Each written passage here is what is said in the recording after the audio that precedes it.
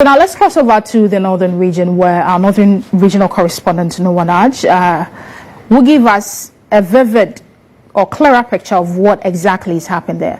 Noah, many thanks for joining us this afternoon. Tell us, how dire is the situation in the northern region?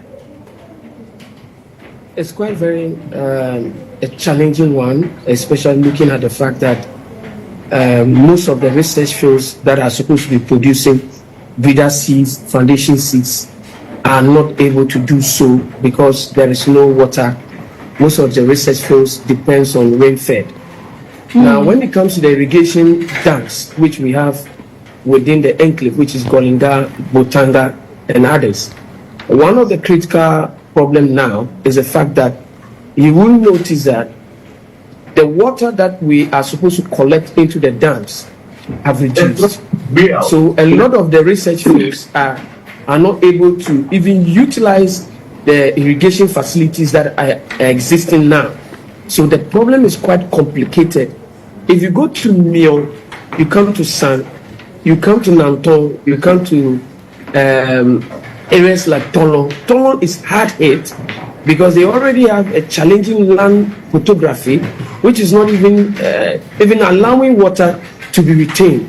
So their problem is quite very dire. When it goes to Zabzugu, Tatale, it's also not a very good one because of the acidity level in the soil. Karaga, Gushegu, it looks a bit mild because they experience what we call, one scientist will call showers, but it's not rainfall. So you realize that the land is quite a bit moist, but not with water that much. So the challenge is quite very interesting. The research fields are the most difficult ones because what it meant is that foundation seeds and the breeder seeds that needs to be generated by research scientists for seed producers will be in short supply. This year we experienced so many things. Now PFJ that has been introduced by government this year, that's PFJ 2. Farmers have not been able to apply fertilizer, even though government have released close to about 50% of the fertilizer support to some of them so far, yet to release the others. The question you ask yourself is that, have these farmers been able to apply the fertilizers on their field? No.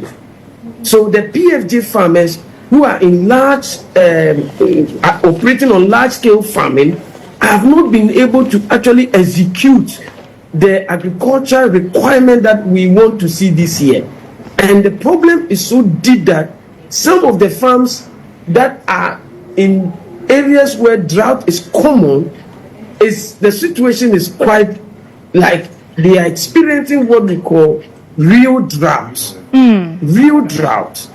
Especially when, let's say for instance, when you go to Tolon, when you get close to areas like Makango areas, where they can actually source the river water, which is the white water, those who are able to pump it onto the farm have been able to get something to say maize, but the others cannot.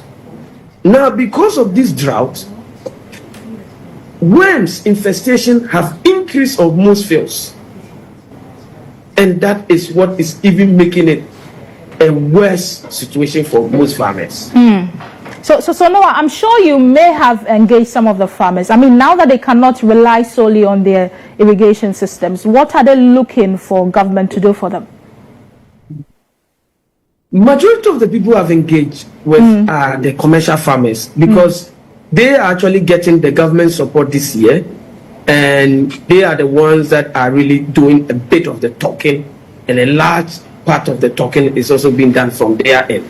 The peasant farmers, their complaint has to do with the fact that, yes, they haven't seen rain, so they haven't been able to invest money to buy fertilizer. So they are not doing much of the talking. But their situation is even dire because without getting this year's season to run for them, it's going to be problematic. A lot of yam farmers who are supposed to have harvested their yams this year, because of the rain, they have not been able to harvest the yam. So that has also become another matter that the yam farmers are also complaining about. And the yield that you can see when it comes to yam this year, you are going to see smaller yams, not bigger yams that we usually know, which we use in pounding our fufus in the north. But this year, we are going to have records of lower yams, smaller in bit, not sizable as we usually will experience. So it's quite a bit worrying. The commercial farmers are the ones doing a bit of the talking.